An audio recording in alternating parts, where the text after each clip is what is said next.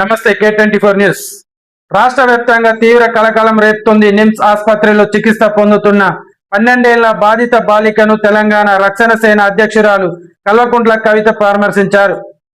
బాలిక ఆరోగ్యం పరిస్థితిపై వైద్యులను అడిగి తెలుసుకున్న ఆమె బాధిత కుటుంబానికి ధైర్యం చెప్పి నిందితుడికి ఉరిశిక్ష విధించాలని కోరారు. బాధిత కుటుంబానికి ప్రభుత్వం ఆర్థిక సాయం, ఇల్లు భద్రత కల్పించాలని డిమాండ్ చేశారు. రాష్ట్రంలో మైనర్లకు పెరుగుతున్న అగత్యాలను అరికట్టేందుకు ప్రభుత్వం తక్షణ చర్యలు తీసుకోవాలని కవిత కోరారు.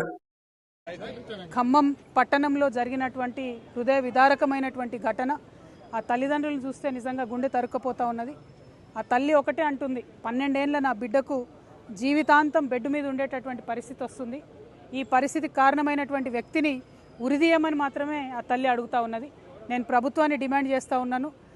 ప్రభుత్వానికి సంబంధించినటువంటి పెద్దలే మధ్యవర్తిత్వం చేసేటటువంటి ప్రయత్నం చేస్తున్నారట. కేసు వాపసు తీసుకోమని చెప్తున్నారట. అటువంటి దుర్మార్గుని మాత్రం ఎట్టి పరిస్థితుల్లో క్షమించొద్దండి. ఎటువంటి రాజకీయ జోక్యం లేకుండా కఠినాతి కఠినమైన శిక్షలు పడే విధంగా ప్రభుత్వం తరఫున ఉన్న లాయర్లు వాదించాలి. ఒక మహిళగా, ఒక ఆడబిడ్డగా అప్పటి వరకు మా కళ్ళ ముందు ఆడుకుంటున్నటువంటి చిన్న పాప బిల్డింగ్ మీదకి వెళ్ళి పడితే మొత్తానికి మళ్ళీ లైఫ్లో నడవలేదని డాక్టర్లు చెప్తుంటే ఎంత దారుణంగా ఆ తల్లిదండ్రుల పరిస్థితి ఉందో ప్రభుత్వం ఒక్కసారి మానవీయ కోణంలో ఆలోచన చేయాలి. ఖచ్చితంగా ఆ పాపకి బయటకు వచ్చిన తర్వాత కూడా సేఫ్టీ ఇవ్వాలి. ఎందుకంటే ఇటువంటి ఎన్ని కేసులు మనం చూసినాము. డెఫినెట్గా తర్వాత విడుదల వచ్చి కూడా మరి విక్టిమ్స్ మీద దాడి చేస్తున్నటువంటి సంఘటనలు చూస్తున్నాం. ఆ పాపకి, కుటుంబానికి భద్రత ఇవ్వాలి. ఖచ్చితంగా ఆ పాపకి మీరు ఒక్కసారి డిపాజిట్ చేస్తారా డబ్బులు, లేకపోతే నెలకు ఏదైనా స్పెషల్ పెన్షన్ కింద నెలకు ఒక 50,000 రూపీస్ ఆ అమ్మాయికి పెన్షన్ వచ్చేటట్టుగా ప్రభుత్వం ప్రయత్నం చేయాలి. లేకపోతే మొత్తం ఆ ఇద్దరు కూడా తల్లిదండ్రి కూలీ చేసుకునే వాళ్ళే ఉన్నారు. ఇంకొక 2 పిల్లలు ఉన్నారు. వాళ్ళకు ఈ పాపను చూసుకునేటటువంటి ఆర్థిక స్తోమత వాళ్ళకు లేదు. ఆ పాప వాళ్లకు తల్లిదండ్రులకు ఇల్లు కూడా సరిగ్గా లేదు. కాబట్టి ప్రభుత్వం తక్షణమే ఇల్లు మంజూరు చేయాలి. అదేవిధంగా పెన్షన్, స్పెషల్ పెన్షన్ ఆ పాపకి ఇవ్వాలి.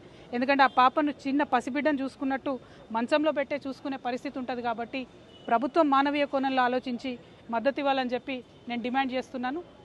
ముఖ్యమంత్రి గారిని ప్రత్యేకంగా విజ్ఞప్తి చేస్తున్నా. మీరే హోమ్ మినిస్టర్గా ఉన్నారు. రోజుకు 5 మంది ఆడపిల్లల మీద, చిన్న పిల్లల మీద, మైనర్స్ మీద ఇటువంటి అఘాయిత్యాలు జరుగుతున్నాయి.